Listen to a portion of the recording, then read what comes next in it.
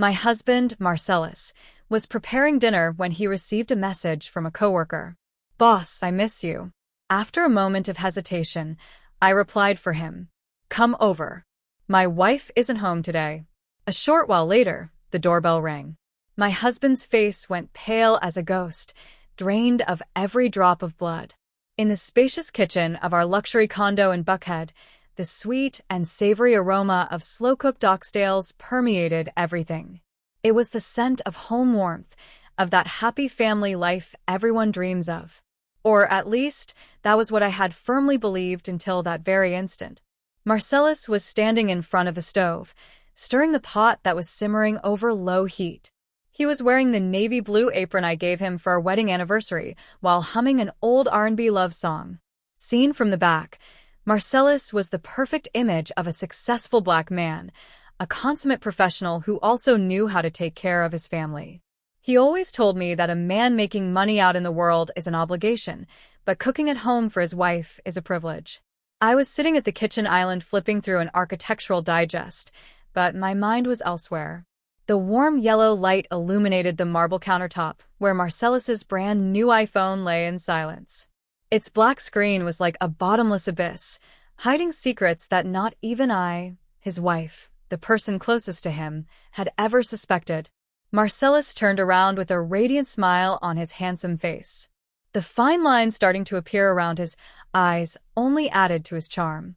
He asked me to taste the gravy to see if the seasoning was right, then went back to focusing on his complex blend of spices. It was right at that moment. The phone screen on the counter suddenly lit up, soundless, but with a cold blue flash indicating a WhatsApp message. My eyes instinctively darted toward it. The phrase that appeared on the lock screen was short, but it was enough to bring the peaceful world I had worked so hard to build crashing down in a single blow. Sender Kaylani in turn content boss, I miss you. Just 4 words, I miss you. My heart didn't hurt anymore. That pain had died a week earlier when I held the bank statement in my hands.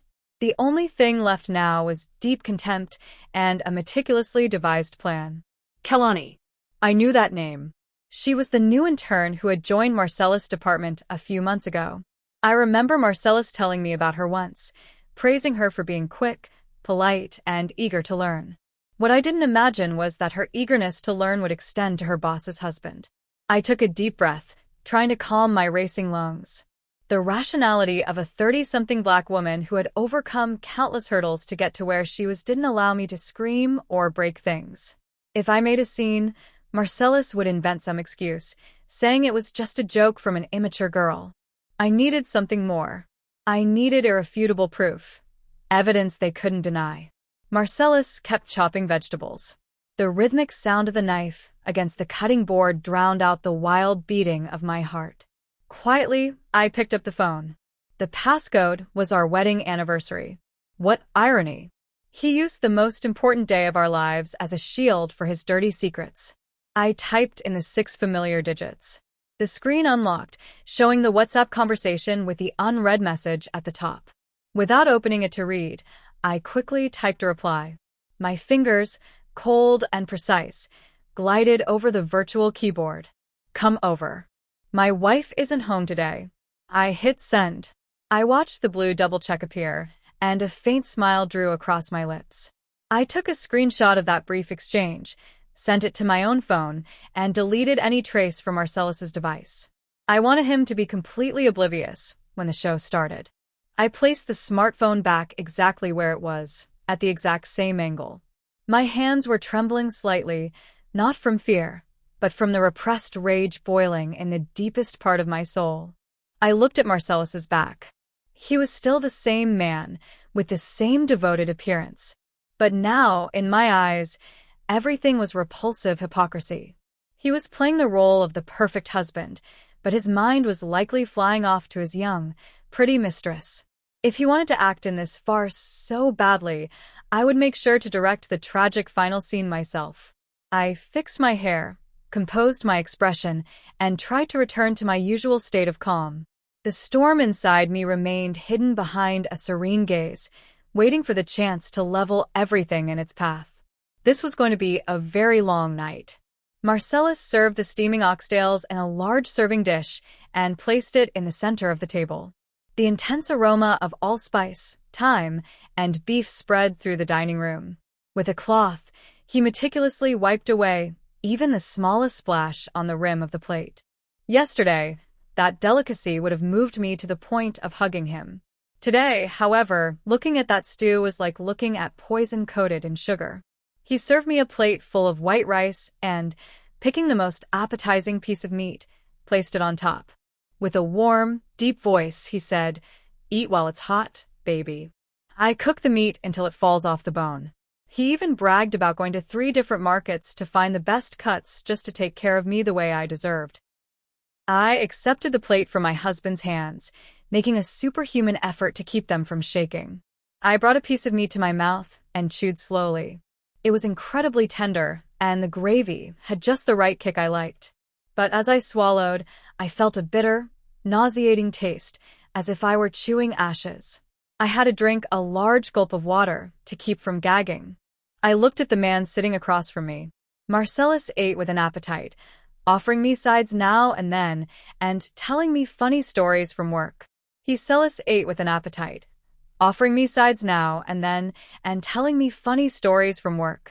He talked about a new project, how the CEO had congratulated him and his plans for a promotion this year, but there wasn't a single mention of Kailani's name or that young intern. I wondered how a person could lead a double life with such mastery, being able to receive an "I miss you" from his mistress and moments later play the role of the exemplary husband who adores his wife.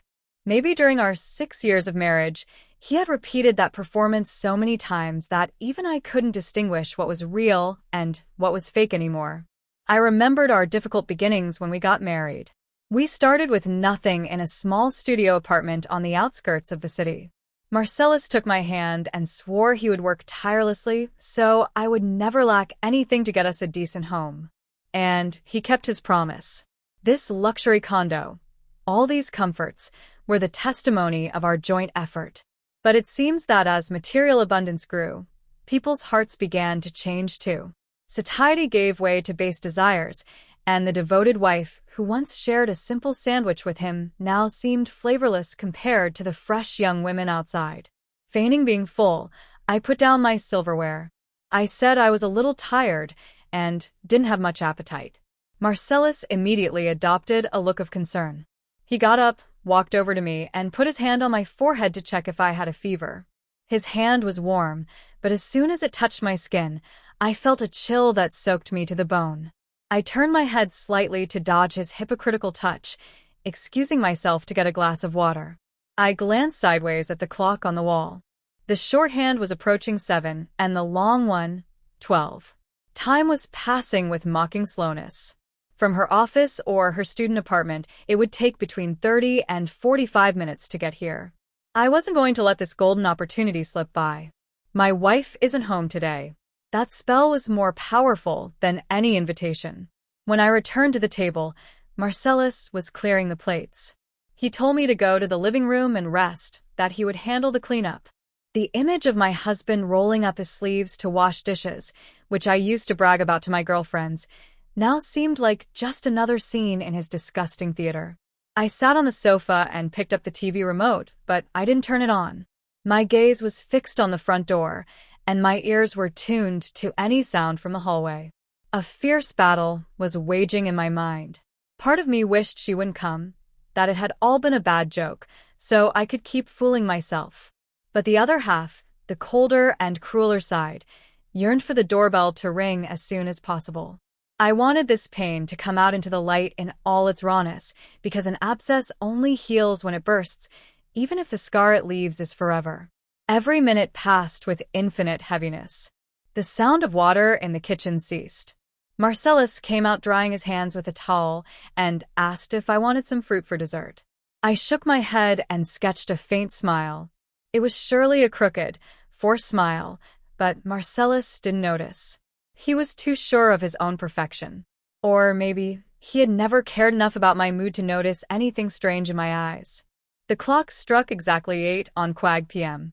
The apartment was so silent you could hear the ticking of the second hand. Marcellus sat on the sofa opposite me and started reading the news on his phone with an expression of total tranquility. He probably thought it would be another peaceful evening with his wife. Or maybe he was already planning what message he would send his mistress as soon as I fell asleep. He didn't have the slightest clue that the storm was about to break right at his doorstep. Ding dong. The sound of the doorbell broke the silence. It wasn't a loud sound, but in that space, it resonated like the gunshot announcing the start of a war. Marcellus lifted his head, startled. In his eyes, there was surprise mixed with a pinch of confusion. He looked at the clock, then the door, and muttered, "Who could that be at this hour?" Then he looked at me as if I had the answer. I remained motionless on the sofa, maintaining an almost icy composure. "Stay seated," I told him. "I'll get it." My voice was soft but firm, leaving him no room to move. I stood up and walked slowly toward the door. Every step on the hardwood floor sounded heavy, like the hammer blows driving the final nails into a coffin. My heart was pounding hard, not from fear, but with the strange excitement of a hunter about to trap their prey. I took a deep breath, fixed my posture, and put my hand on the knob. I turned the lock and opened the heavy wooden door. In front of me stood a young black woman of petite build, well made up, but with a face that hadn't. She was wearing a tight dress that highlighted her young figure, and in her hands, she held a small box with a carefully packaged individual cupcake. The instant she saw me, the flirtatious smile drawing on her lips vanished, giving way to an expression of pure panic. Her eyes went wide as saucers, her pupils contracted in fear, and her face, previously flushed, turned as pale as paper. She froze, and her trembling hands almost dropped the cake box. She expected Marcellus to answer the door. She had surely imagined the scene, jumping into his arms, telling him in a honeyed voice how much she had missed him. But the raw reality that hit her head-on was the image of me, the lady of the house, his lawful wife, blocking the entrance with a gaze sharp as a knife. I said nothing immediately. I simply observed her terrified expression in silence. My silence made the atmosphere turn even more suffocating. Kalani stepped back half a pace, moving her lips as if she wanted to say something, but her throat seemed blocked, as if someone were strangling her. She looked toward the interior of the condo, and then back at me, with the look of a thief caught red-handed. I heard Marcellus's steps behind me. "Who is it, babe? Why are you taking so long?" he asked. His voice plunged Kalani into even greater confusion. She looked around as if seeking an escape route, but I wasn't going to let my prey get away that easily. I smiled. It was probably a smile more terrifying than weeping. And then I spoke. My voice was loud and clear enough for both the person inside and the one outside to hear, loaded with cold authority. "Hello, Kalani. Are you here to see my husband? Hello, Kalani. Are you here to see my husband?" My question was like a bucket of ice water for Kalani and simultaneously a shock for Marcellus, who was approaching. I saw Kalani shudder. She realized she had fallen into a trap, but there was no turning back now. The door was open. The show had officially begun. Kalani was shrinking like a little bird that had accidentally fallen into an eagle's nest. She squeezed the cake box so hard her knuckles turned white. Stammering, she barely managed to articulate a few words to justify her untimely appearance at those hours. She said she had heard Marcellus was sick, and since she was passing by the neighborhood, she decided to bring him a cupcake, hoping he'd recover soon so he could keep teaching her the intern. A lie so clumsy it was pathetic. I knew perfectly well that Marcellus wasn't sick, and that this gated community was so tucked away, it was impossible to pass by unless you came on purpose. But I didn't correct her. The fun of the cat and mouse game consists of not killing the mouse immediately, but playing with it until it exhausts itself from pure terror. Maintaining a faint smile, I fixed my gaze on her face, which was changing color by the moment. Seeing that Kalani was trying to turn around to flee, I said with a voice cold as ice, "If you take a single step out of this hallway, tomorrow the entire company and your parents back down in the country will receive the photos and messages of you two. Come inside. Let's talk calmly, and I'll let you keep a shred of dignity." Kalani stood rooted to the spot. Trembling, she followed me reluctantly inside. I told her that since she was here, she could take the chance to see the house, that the vibe was very cozy. I emphasized that I wanted to formally introduce her to my husband. I elongated the word husband on purpose, as if stamping a seal of ownership on the man frozen behind me. Marcellus had already reached the living room. Seeing me enter with Kalani, his face broke down even more than hers. His eyes were bulging and his mouth hung open, but he was incapable of saying anything. The phone he held in his hand fell onto the sofa. He looked alternately at Kalani and me, oscillating violently between panic and confusion. He couldn't understand why Kalani was there or why I was receiving her so calmly. I led Kalani to the center of the living room and sat her on the armchair, facing the large sofa where Marcellus usually sat. Kalani sat on the edge with her back straight and knees together, not daring to look up. I turned to Marcellus and gestured for him to sit next to me. Like a soulless automaton, Marcellus walked stumbling to the sofa. Even though the AC was set to 75 degrees, drops of sweat beaded on his forehead. He sat as far away from me as possible, as if I were a bomb about to go off. I started with the introductions. Pointing to Kalani, I told Marcellus that she was that good intern he talked about so much, who had come to visit him in the middle of the night with a cake, and everything upon finding out her boss was sick. Then I introduced Marcellus to Kalani, saying he was the most exemplary husband in the world, a man who had never disappointed me. Each of my praises was like a needle sticking into Marcellus's skin.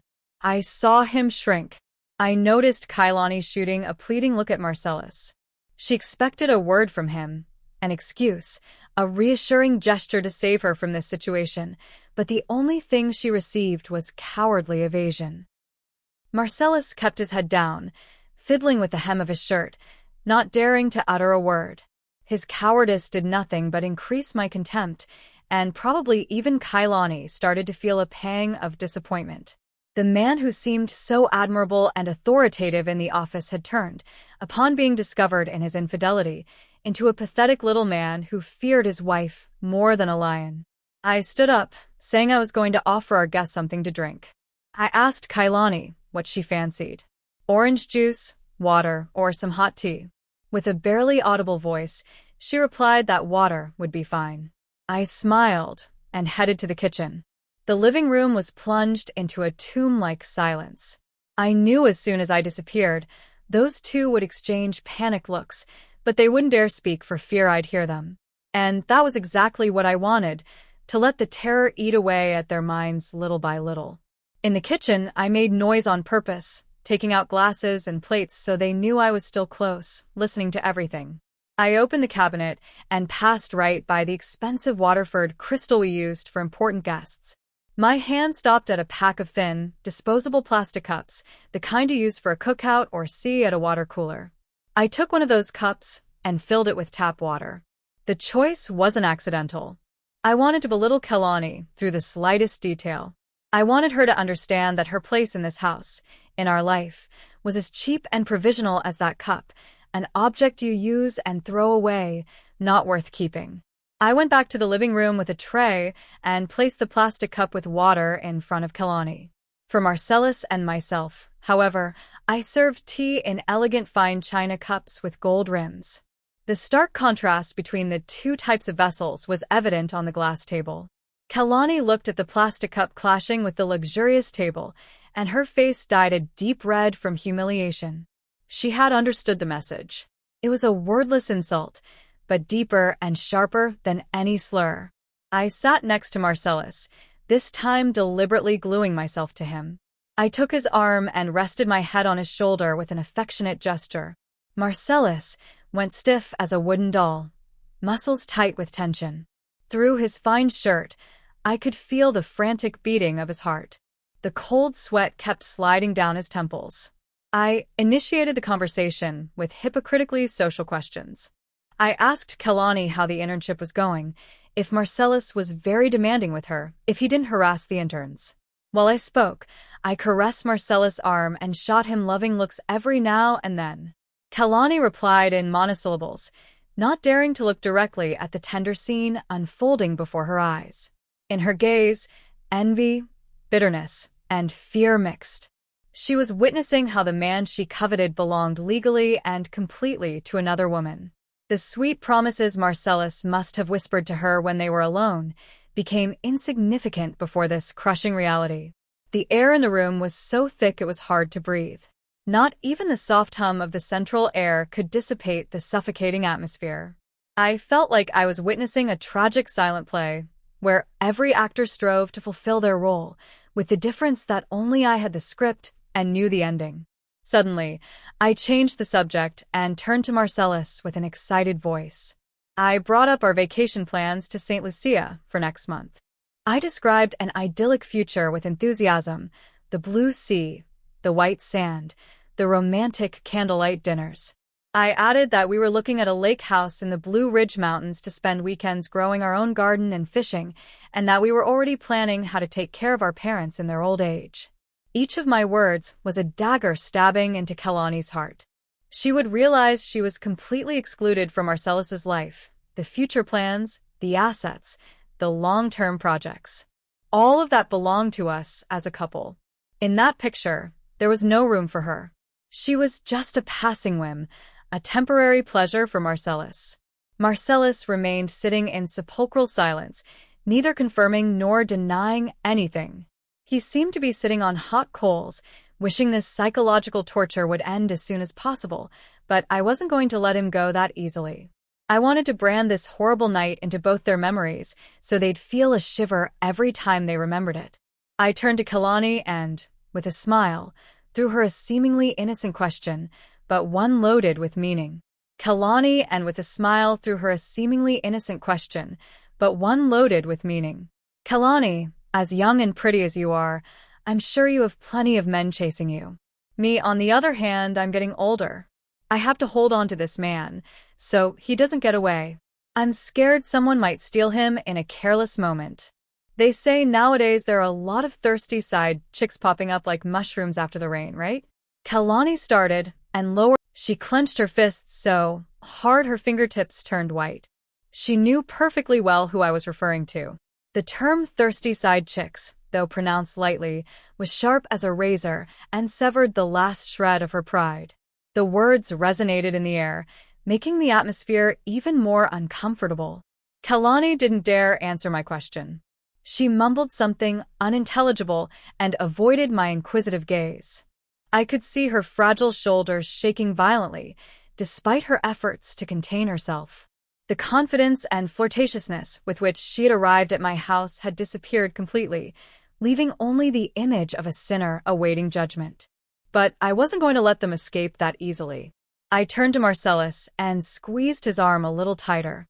My nails dug slightly into his skin through the shirt, reminding him of my powerful presence. I looked at my husband and, changing my voice to a honeyed tone but maintaining a gaze sharp as a knife, I asked him about the lake house in Blue Ridge that we had gone to see last week. I spoke loudly and clearly, ensuring Kalani heard everything. I reminded him that our parents had loved the land, that it had good energy, and being near the river, it was very cool. I emphasized that my parents had promised to contribute $15,000 for the renovation as a gift for their future grandchildren. At the mention of children, I felt Marcellus' body tense up. It was his weakest point. We had been married for 6 years, but had postponed having kids until we reached financial stability. And now, when everything was ready, I discovered this betrayal. But I brought up the topic of children on purpose. I knew it was the strongest anchor, the family and social legitimacy, that a passing mistress like Kalani could never give him. I described with enthusiasm a happy family full of children's laughter. I said next year was perfect to try for a baby, that at our age it was the ideal time, and I hoped it would be a boy. Then I turned to Kalani and asked if she didn't think it was a wonderful plan. At the direct question, Kalani jumped, and the teaspoon she was holding dropped from her hands. The clinking of metal against the porcelain saucer rang sharp in the silence. She rushed to pick it up, and with a flushed face, she stammered, It's a great plan.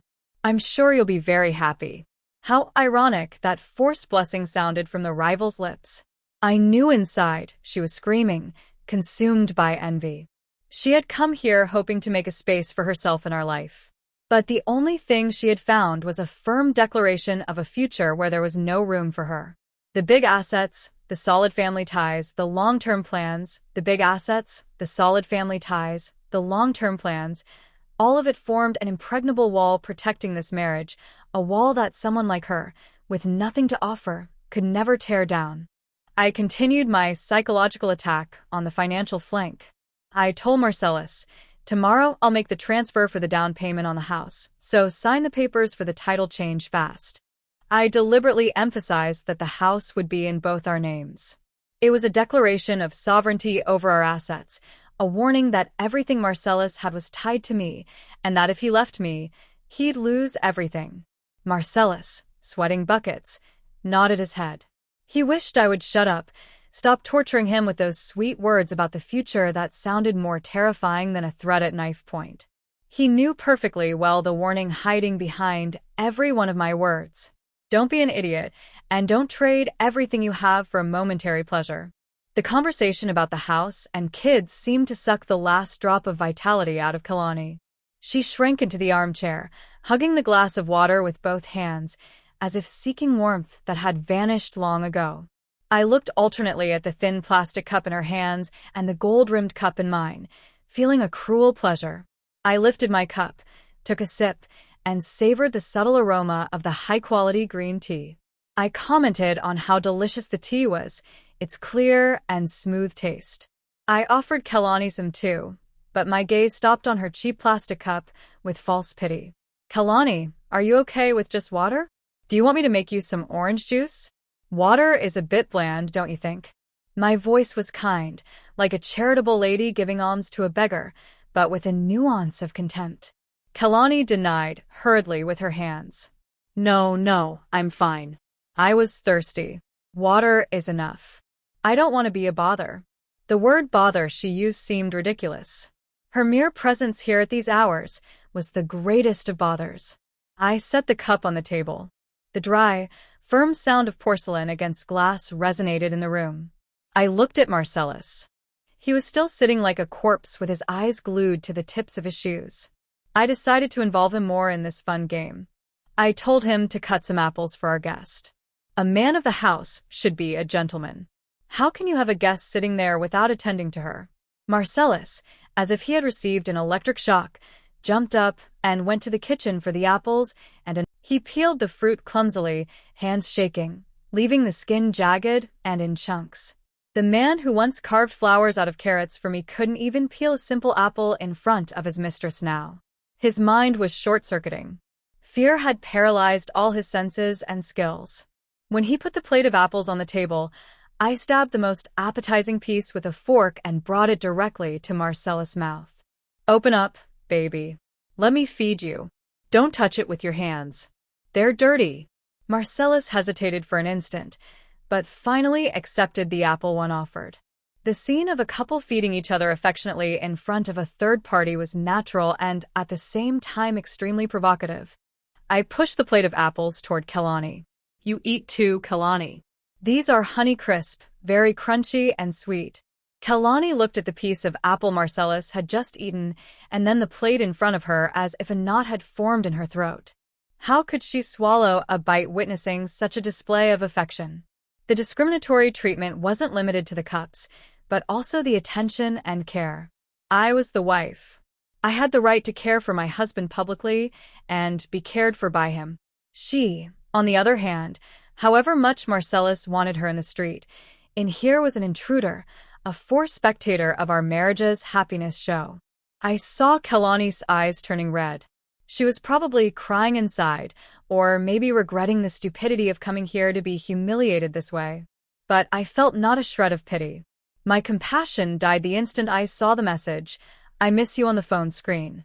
Mercy is a luxury I don't grant to those who try to destroy the happiness of another's home. Silence took over the living room again, but this time the air smelled much more like gunpowder. Kalani, perhaps to break the tension or try to recover some of her image as a considerate person in front of Marcellus, cleared her throat and asked shyly about his health. "Boss, how is your stomach doing? Does it hurt less?" Her voice was low, but tinged with sincere concern. She even offered to ask her mother to send a jar of honey with black garlic from her hometown down south, which according to her was very good for the stomach. Hearing that, Marcellus's face turned livid. He denied hurriedly with his hands, saying he was fine, that it wasn't necessary. He glanced sideways at me, terrified, knowing his stupid mistress had just made a fatal mistake. She was demonstrating knowledge of her boss's private life that far exceeded the limits of a normal professional relationship. I let out a laugh, a short, icy chuckle that made them both shudder. I looked at Kalani with a piercing gaze, as if I could read her soul. Wow, Kalani, you sure do worry about your boss. Look at that. The wife who lives and sleeps with him in the same bed still hasn't made him that honey with black garlic.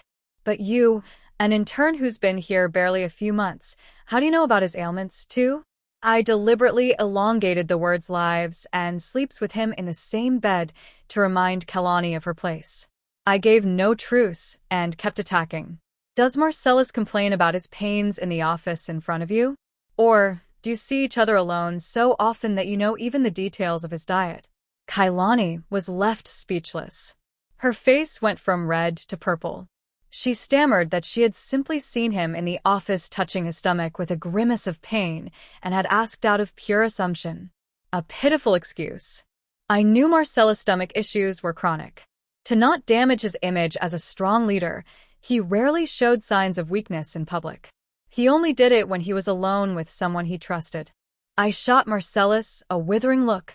And you, why do you go around worrying your employees at work? Next time, if you feel bad, tell me your wife. Don't make other people worry, and bring you medicine. They're going to think your wife doesn't take care of you.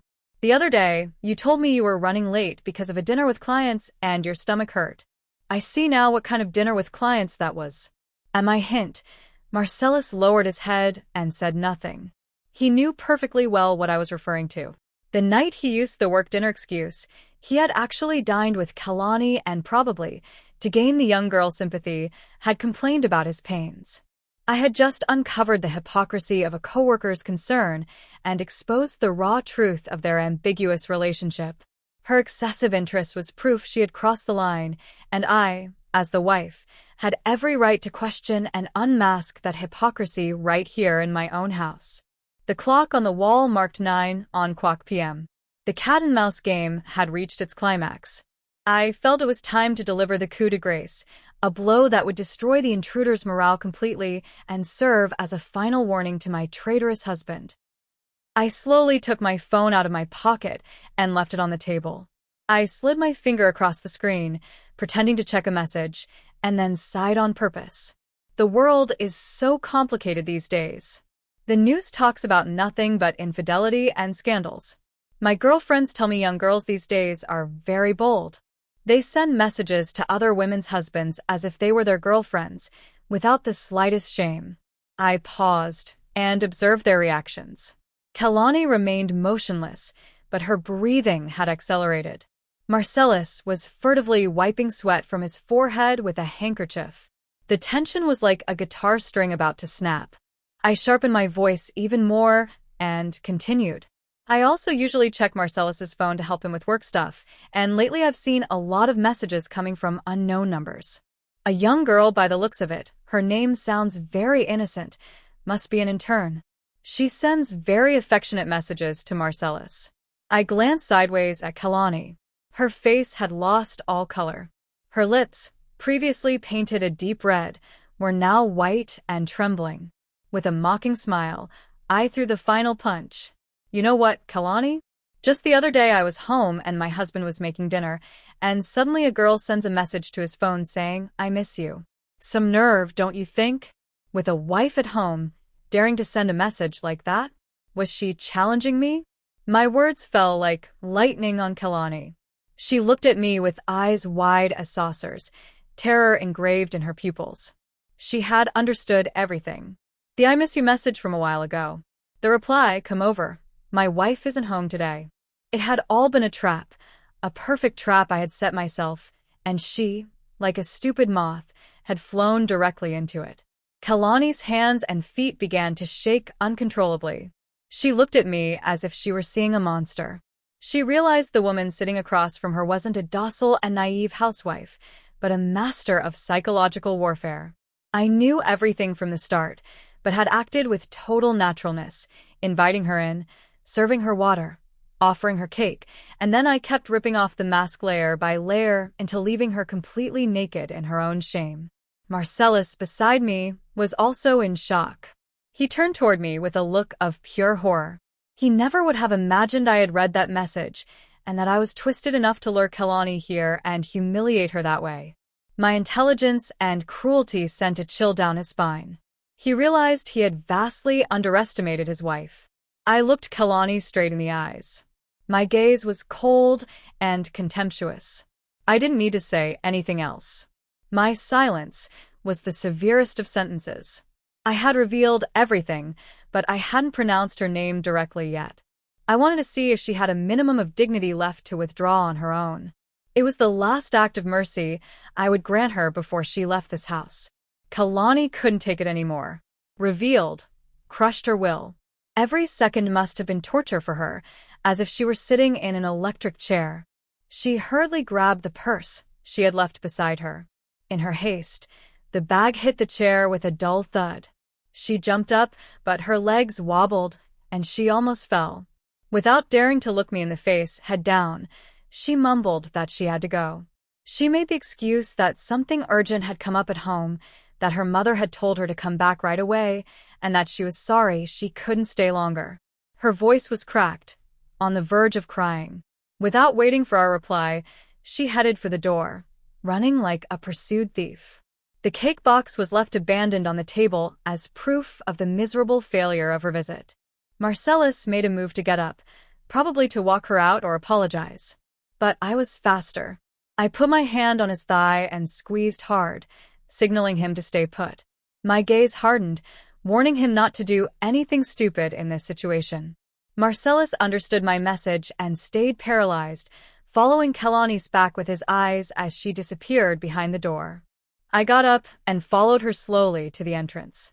I walked with calm and assurance in marked contrast to her nervousness.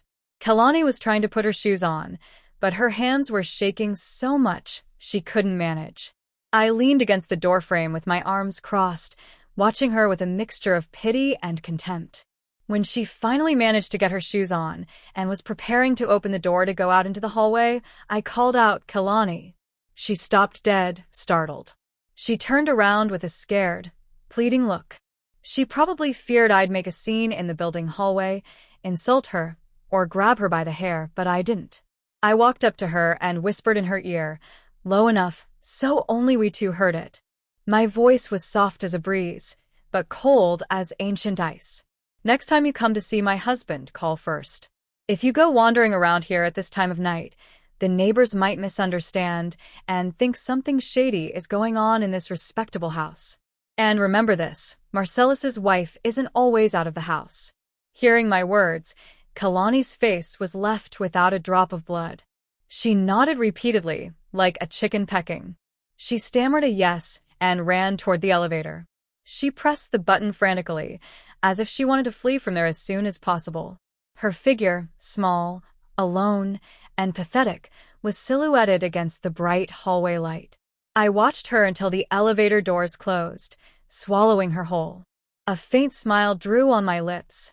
One down. The young prey had gotten a good scare. Now, not even if they paid her would she dare approach. But the war wasn't over. The main enemy, the one who had caused me the deepest wound, was still sitting in the living room. I turned around and slammed the door shut. The dry sound of the lock resonated in the apartment. It announced the beginning of the trial for the traitorous husband. I took a deep breath, recovered my cold expression, and walked in. The wooden door closed, completely isolating this apartment, charged with deadly air from the outside world. The smile of victory that had drawn on my lips extinguished like a candle in the wind. I didn't go straight back to the living room. I stayed standing for a few seconds, clutching the cold doorknob. The waves of nausea rising from my stomach were unbearable. I had pulled off a brilliant performance, but the price was a deep wound bleeding in my heart. I turned and walked slowly into the living room. Marcellus was still in the same spot, motionless, on the cream-colored leather sofa. His head was down, hands clasped over his knees. His appearance was pathetic, far removed from the sophisticated, self-assured husband he used to be. But his misery didn't inspire even the slightest pity in me. On the contrary, it only increased my contempt. I walked up to him, picked up his smartphone lying abandoned on the table, looked at him, then at the phone, and suddenly, with a sharp movement, I smashed it with force against the glass table. Crack. The sharp, violent sound broke the suffocating silence. The phone screen shattered into smithereens, cracks spreading like a spiderweb, a perfect reflection of our marriage in that moment. Marcellus jumped, looking at me with a face pale with terror. I crossed my arms and looked down at him with an icy glare, with a voice sharp and firm, devoid of all emotion. I said, "Explain yourself." The message saying, "Come over, my wife isn't home today." I sent that. Did you think I was an idiot who didn't know anything? And just like that, Marcellus was left slack-jawed, looking at me with disbelief. He didn't expect me to show my cards so fast and so forcefully. Maybe he thought I only had vague suspicions, but he never imagined I controlled everything from the start. His lips trembled, trying to articulate a pathetic excuse. "Baby, it's a misunderstanding. She and I are just coworkers. Her coming over today was a total surprise to me. I swear to you, I didn't know anything." He tried to play the victim. His eyes dodged my gaze. I let out a bitter laugh. Coworkers. A coworker sends you a message at 8 p.m. saying she misses you. A coworker knows better than your own wife, your eating habits, and your ailments. A coworker dares to come to your house thinking your wife isn't home. I moved closer to him, looking him straight in the face, and said, marking every syllable, "Don't take me for a fool. We've been living together for 6 years. I know you better than you know yourself." That furtive look, that jump when you heard the doorbell, that cowardly attitude in front of your mistress. Everything gave you away. Marcellus lowered his head, not daring to reply. He knew that in the face of such evident truth, any lie was useless. His silence was the clearest of confessions. I felt immense disappointment. The man I had loved and trusted blindly was nothing more than a dirty liar, a coward incapable of taking responsibility for his actions. Marcellus's silence threw more wood on the fire of my anger. I didn't need his empty apologies. I wanted him to face the raw truth he had tried so hard to hide. I went to my purse, which was on a cabinet, and pulled out a stack of papers I had prepared that very afternoon. They were the proofs I had been gathering in secret for the last week, since I started suspecting. I threw the papers in his face. The white sheets flew and fell messily over the destroyed phone. Marcellus picked up a paper. His hands were shaking violently. It was a bank statement, the detail of the last 3 months. I had circled and read the transfers to Kalani Jenkins with ambiguous memos like gift or lunch. The amounts weren't huge, a few $100s each time, but the frequency was suspiciously high. One transfer stood out, $1,500 from last week with the memo "Happy Birthday." I pointed to the statement and raised my voice. Birthday. I pointed to the statement and raised my voice. And how do you explain this money? A $1,500 birthday gift for an intern? For my birthday, a bouquet of flowers and a simple dinner was enough for you. Your generosity is truly admirable. Marcellus was speechless, sweating profusely. He didn't expect me to know his finances in such detail. But that wasn't all.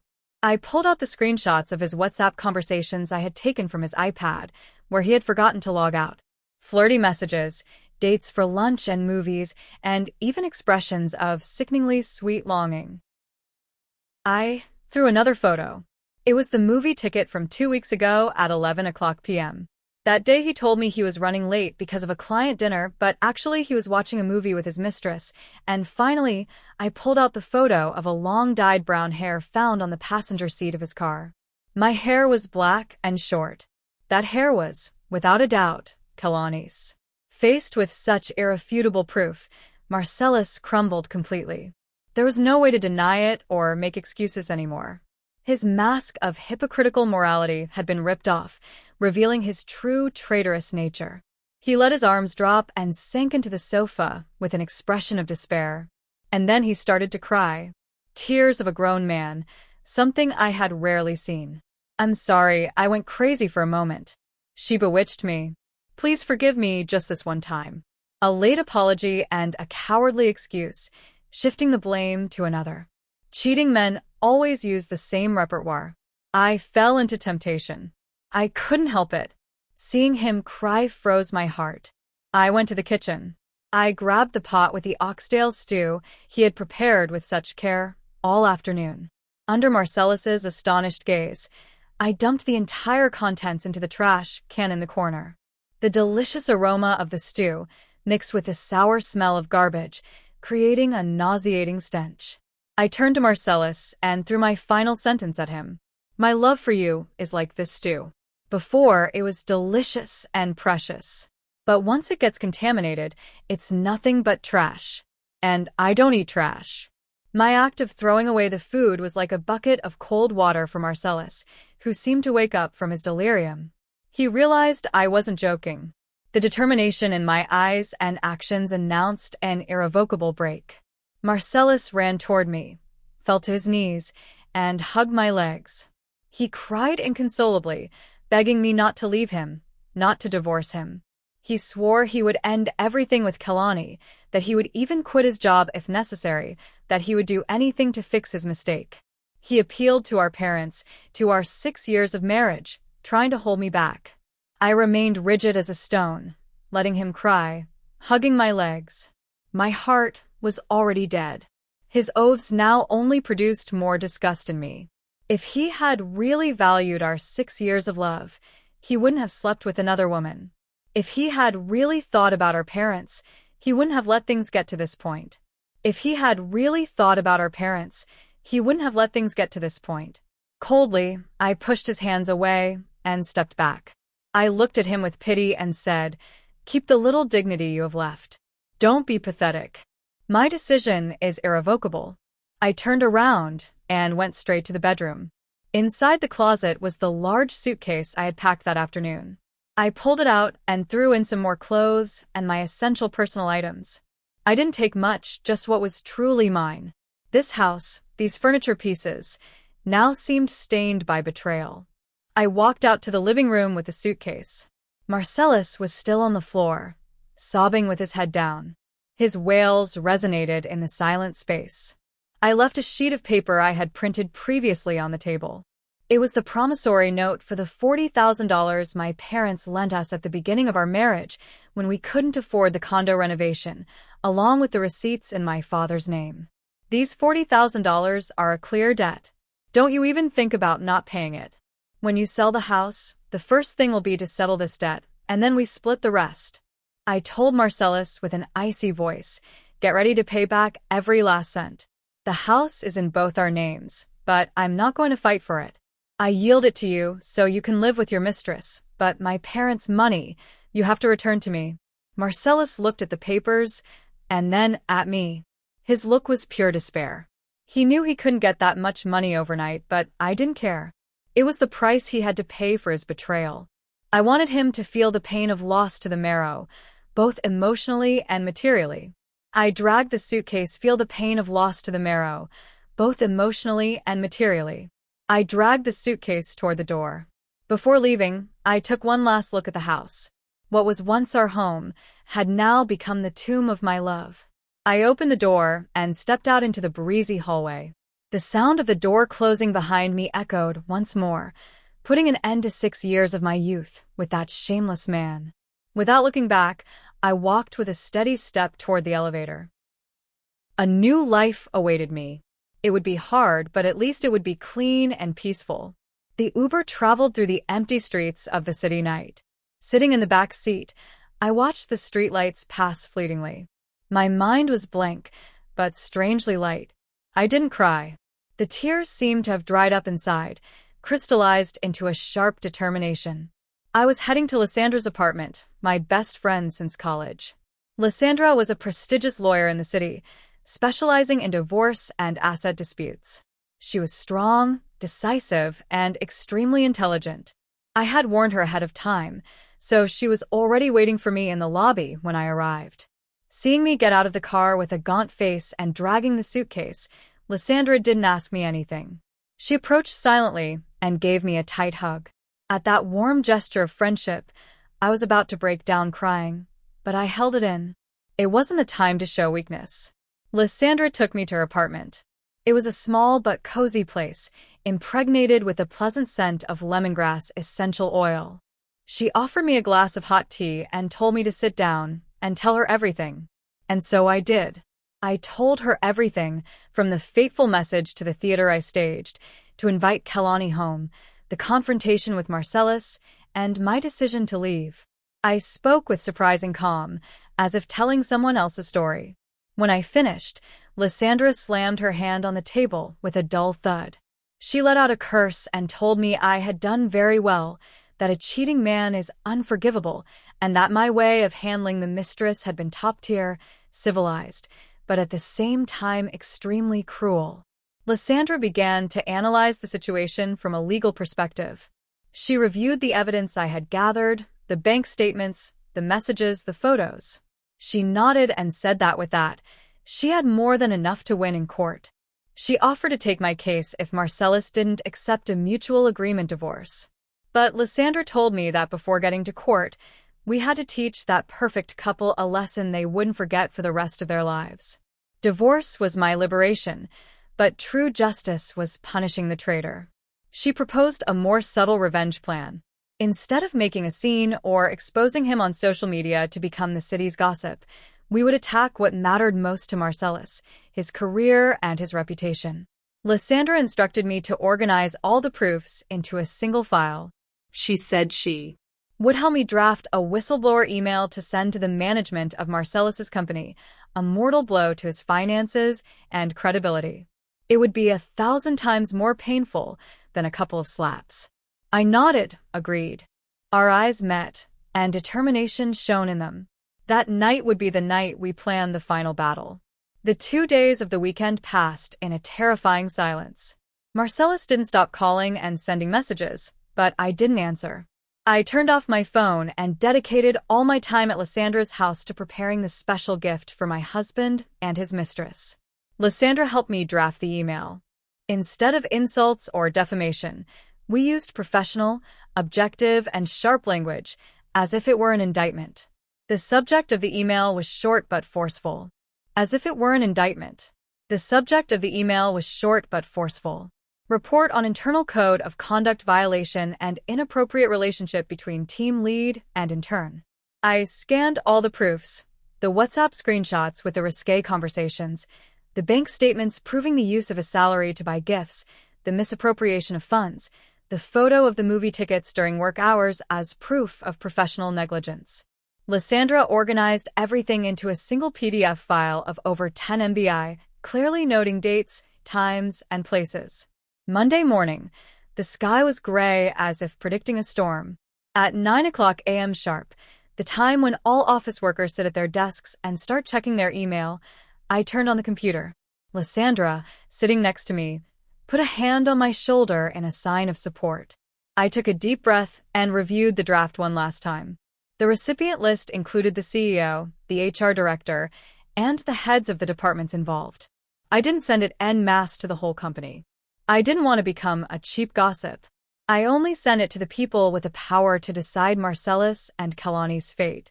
The mouse cursor stopped over the send button. My heart was pounding hard, not from fear, but from the tension of the decisive moment.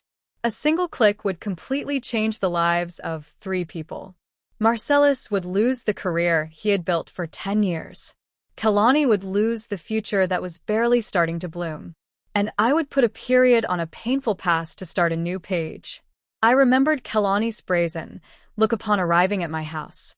I remembered Marcellus's cowardice, kneeling and asking for forgiveness. I remembered the oxtails thrown in the trash. The last shred of compassion left in my heart vanished. Goodbye, ex-husband, I whispered to myself as I pressed firmly on the left mouse button. Sent. A short, cold notification appeared on the computer screen. The email loaded with the death sentence for Marcellus and Kalani's careers had been sent. I leaned back in the chair and let out a long sigh of relief. It was worse than losing the job was the contempt of her peers. The story of the brazen mistress who challenged the legitimate wife became the hottest topic in the anonymous company chats. When Kalani was packing her things in a cardboard box, no one approached to talk to her or help her. Everyone looked at her with disdain, whispering behind her back. The men who used to hit on her now avoided her like the plague for fear of getting splashed by the scandal. Kailani left the office alone, carrying her box. The long, empty hallway seemed like the path of thorns awaiting her. In front of the elevator, she crossed paths with the same security guard who had witnessed her flight days before. The man's look of pity was the straw that broke the camel's back, and Kailani finally broke down crying loudly. She ran out of the building, leaving behind people's mockery. According to what Lysandra told me after that incident, Kalani couldn't stand the stairs and moved apartments. She put all her social media on private and disappeared from the virtual world. It was a very expensive lesson for a young woman just starting to take her first steps in life. She tried to trade her beauty and youth for something vain, but in the end, she lost the most valuable thing for a woman, her honor and self-esteem. I didn't feel sorry for Kalani. She chose that path, ignoring morals and ethics, and the consequences were hers. I only hope that after this painful failure, she learns to live a more correct way for the rest of her life. 2 months later, we saw each other again in court for the divorce settlement hearing. Marcellus seemed to have aged 10 years. He had an unkempt beard and wrinkled clothes. He looked at me with pleading eyes, but I maintained a cold and distant attitude.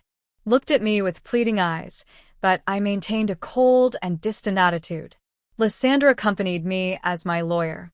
Her presence, professional and sharp, intimidated Marcellus even more.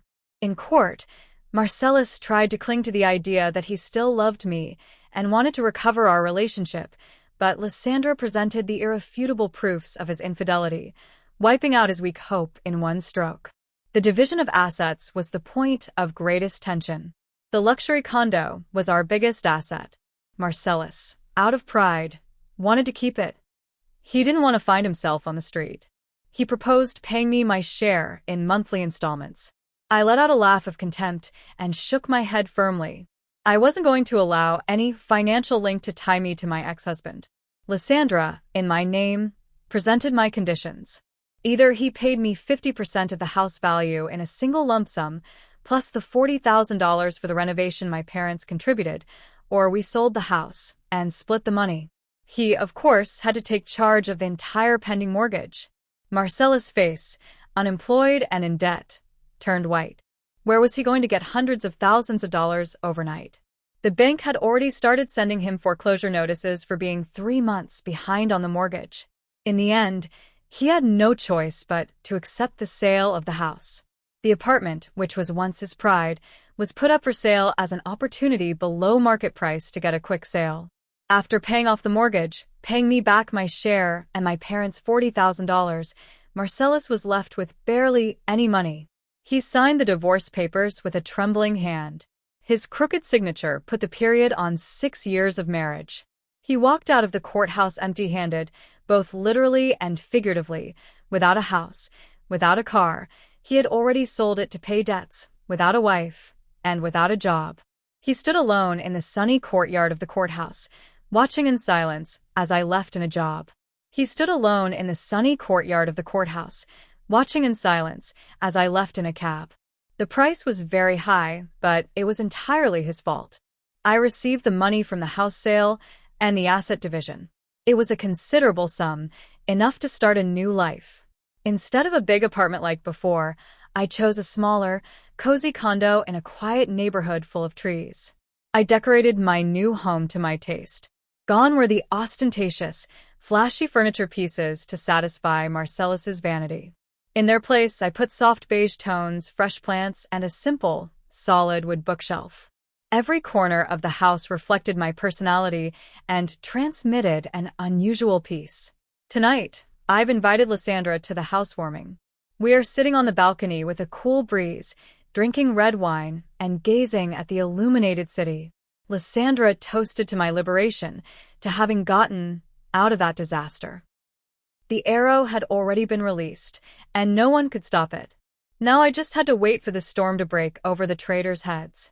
That Monday, the atmosphere at Marcella's company must have been as suffocating as the night Kailani came to our house. According to an acquaintance who worked in the same department, my email caused a huge impact and spread like wildfire in a matter of minutes. Marcellus tried to feign normality upon arriving at work, but inside, he must have been consumed by panic. At 10 o'clock a.m., the HR director called him into a conference room. There, they presented proofs that he had used the corporate card for personal expenses with Kalani and had falsified receipts for business meals. It was embezzlement by the book, and he was suspended without pay, pending a full audit. Marcellus stood up with his face pale as wax. He opened his mouth to try to excuse himself, to say it was a misunderstanding, slander.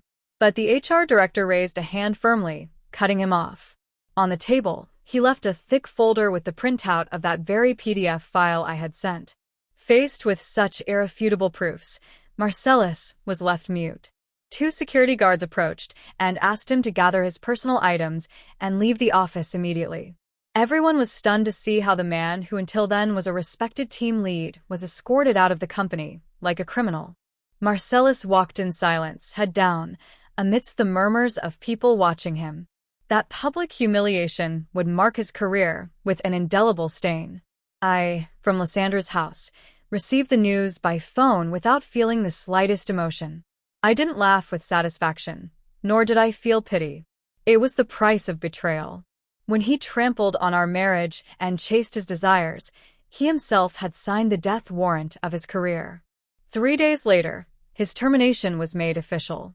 The reason communicated in an internal memo was serious violation of professional ethics and damage to the company's image and trust. Marcellus not only lost his job, but also entered the blacklist of HR managers in the industry. In this city, rumors fly faster than the wind.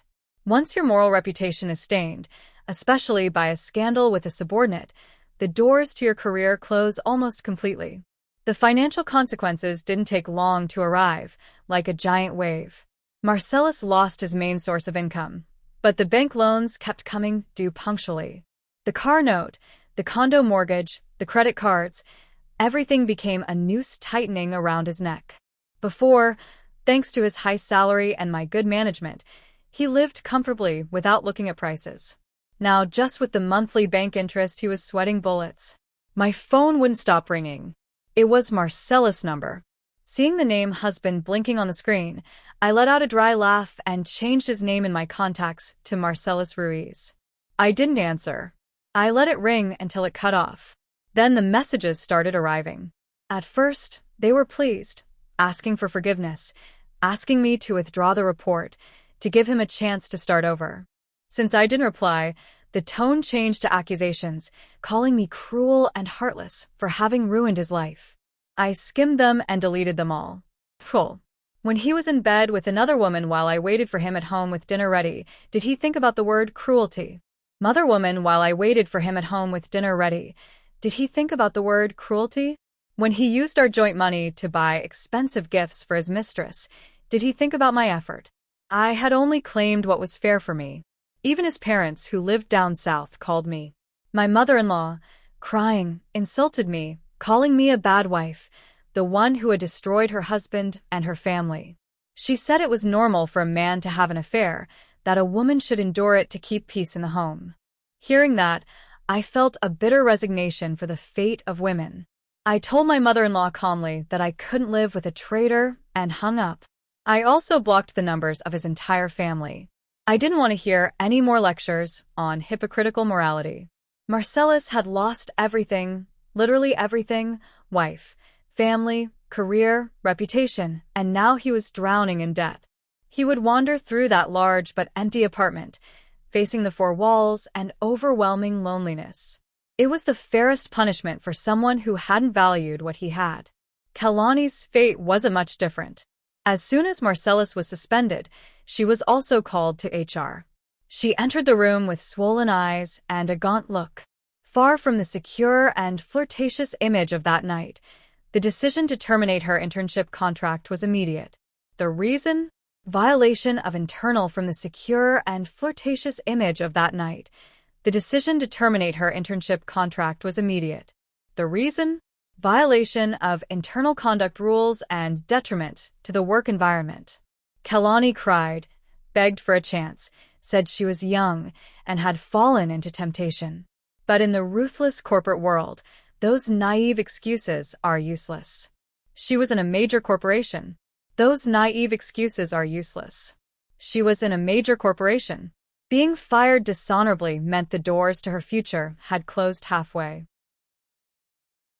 I smiled and clinked my glass with that of my valuable friend. Without her strength and determination, I probably wouldn't have weathered this storm with such fortitude. My phone vibrated with a notification. My direct deposit hit. I've been promoted to team lead after successfully leading a major project. The intense work has helped me gradually distance myself from the pain of the past. I opened Facebook and saw a message from a stranger. Her profile picture was a sunflower in full bloom. She was thanking me. Turns out Lysandra had shared my story anonymously on a women's forum to alert others, changing all names and personal details. The woman told me that reading my story had given her the courage to leave her husband, who had been mistreating her and cheating on her for years. Reading the message, I felt a strange warmth in my heart. My pain hadn't been entirely useless. It had become motivation and a lesson for other women navigating a sea of suffering. I took a deep breath, enjoying the fresh air of the autumn night. The past remained closed behind the courthouse doors. Now before me extends a wide sky full of hope. I'm Ayana. I'm 32 years old. I'm single, independent, and happy. I smiled and took a sip of wine. The bitter taste of the wine and the sweet aftertaste it leaves in the throat resemble my life. Now, I suppose you have to go through the bitterness to be able to savor the sweetness of freedom. Did you like the story, and which city are you listening from? Let's meet in the comments. If you like the story, you can support me by sending a super thanks so I can keep bringing more stories like this. Thank you so much for your sweet support. I'm looking forward to your comments on the story. On the screen, you can see 2 new life stories that I highly recommend. There's so much more on my channel. Don't forget to subscribe. See you in the next life story. With love and respect.